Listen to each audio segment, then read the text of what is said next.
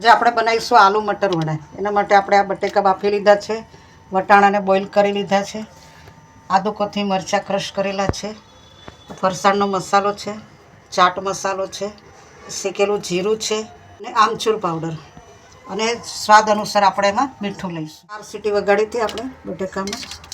વટાણા આપણે તો બોઇલ કરી દીધા હતા. હવે આપણે એક પાન લેવાનું છે, તેમાં આવી રીતે આપણે તેલ ગરમ કરવા મૂક્યું છે. ધીમા ગેસ ઉપર આપણે સિંગ તેલને ગરમ કરવા મૂક્યું છે. હવે આપણે એમાં જીરું નાખીશું.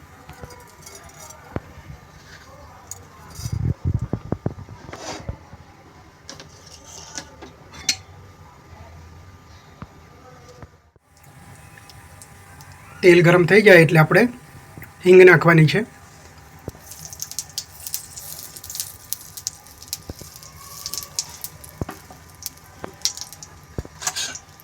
સૌપ્રથમ આપણે આજે બોઇલ કરેલા વટાણા છે તેને સાતરવાના છે. તેલમાં આવી રીતે થોડી વાર ઢાંકી દેવાનું એટલે પાણીનો ભાગ હોય તે ઉડે નહીં અને વટાણા આપણા સતરાઈ જાય. આ રીતે તેલમાં સાતરીશું.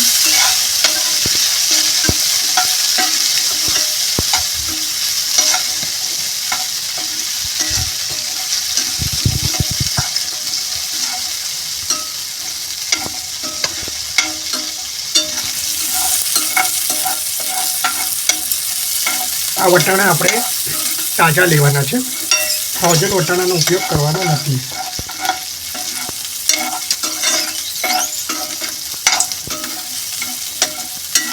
આવી રીતે બરાબર સાતરી કાઢવાના છે વટાણાને.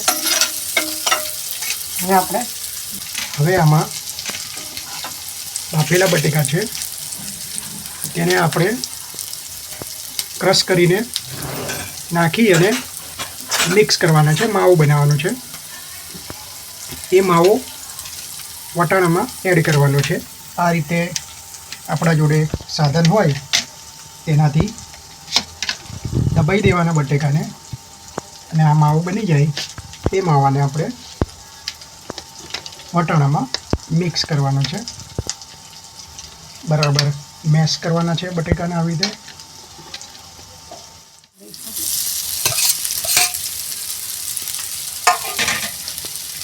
બટેકાને એડ કરવાના છે વટાણામાં. તેને પર આપણે સાતરી કાઢીશું. એમાં આપણે આદુ કોથમી મરચાં અને મસાલો ક્રશ કરેલો નાખી દઈશું. આદુ કોથમીર મરચાંની પેસ્ટ ઉમેરી છે. સ્વાદ અનુસાર આપણે મીઠું નાખી દઈશું. પછી ફરસાણનો મસાલો, શેકેલું જીરું, આમચૂર પાવડર, ચાટ મસાલો આપણે બધું ભેગું કરી દઈશું. બધા અલગ અલગ મસાલા નાખી આપણે આ માવો બનાવવાનું છે, મિક્સ કરવાનું છે. પછી ખાંડ આપણે છેલ્લે નાખીશું. આ રીતે વટાણા અને બટેકા બરાબર મિક્સ કરવાના છે અને માવો તૈયાર કરવાનો છે.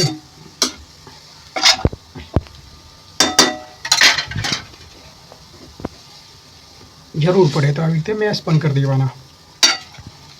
હવે આપણે ખાંડ નાખીશું. પૂરણ ઠંડુ થઈ જાય પછી ખાંડ નાખવાની, એટલે એ ઢીલું ન થઈ જાય એના માટે ખાંડ પાછળથી નાખવાની. અને હવે આપણે એને મિક્સ કરી દઈશું. દરેલી ખાંડ જ નાખવાની છે, બુરું ખાંડ, એટલે બરાબર મિક્સ થઈ શકે. હવે આ માવાને બરાબર મિક્સ કરી દઈશું. માવો ઠંડો થવા દેવાનો.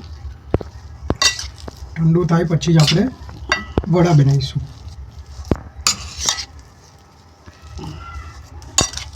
બરાબર મિક્સ કરવાનું છે માવાને.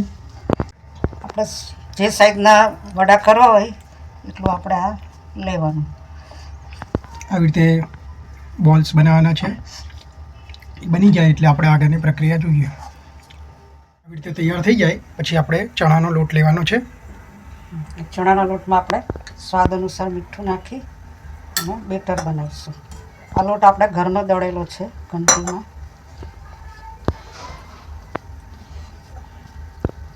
પાણી નાખીને આપણે મસ્ત બેટર બનાવીશું ચણાના લોટમાં.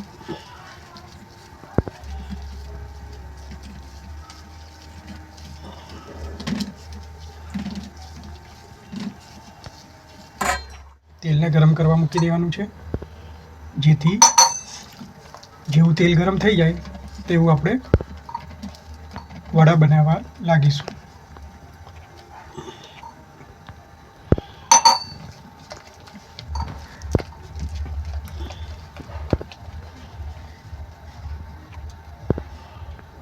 આમાં આપણે થોડો ખારો નાખીશું. બેટરમાં આપણે ખારો નાખવાનો છે.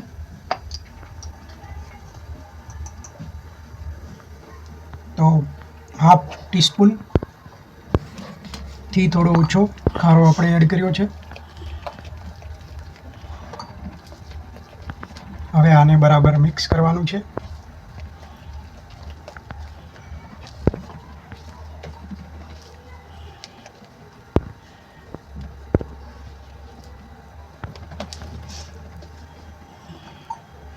જરૂર પ્રમાણે પાણી ઉમેરતા જવાનું અને બેટર તૈયાર કરવાનું છે. આપણે જોઈએ તેલ આવી સ્વાદ અનુસાર આપણે મીઠું નાખીશું અને એને મિક્સ કરીશું. અને હવે આપણે તેલ આવી જાય એટલે વડા બનાવવાની તૈયારી કરીશું. બોલ્સ છે તેને આવી રીતે આમાં ખીરું જે બનાવ્યું આપણું એમાં ડબોરી અને તળવાના. તેલ ગરમ થઈ ગયું છે તેમાં તરવાના છે. આપણે વડાને તરવા મૂકી દીધા છે.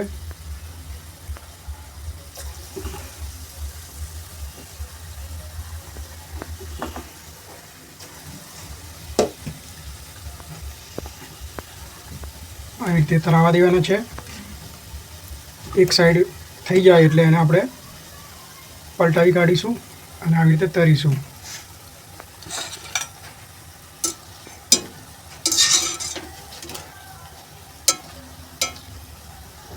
ઉપરના લેયરનો કલર ચેન્જ થાય એટલે આપણે એને કાઢી લઈશું.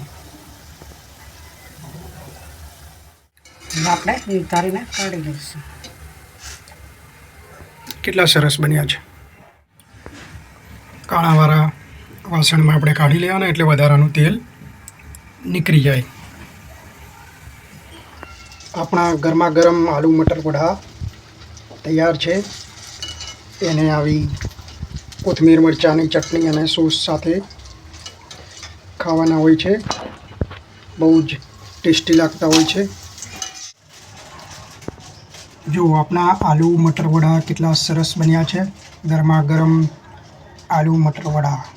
આવી જ નવી નવી રેસીપી નિહાળવા માટે આપ અમારી ચેનલ ધ ભાવસાર કિચનને સબસ્ક્રાઈબ કરો, અમારા વિડીયોને લાઈક કરો અને શેર કરો. Thank you.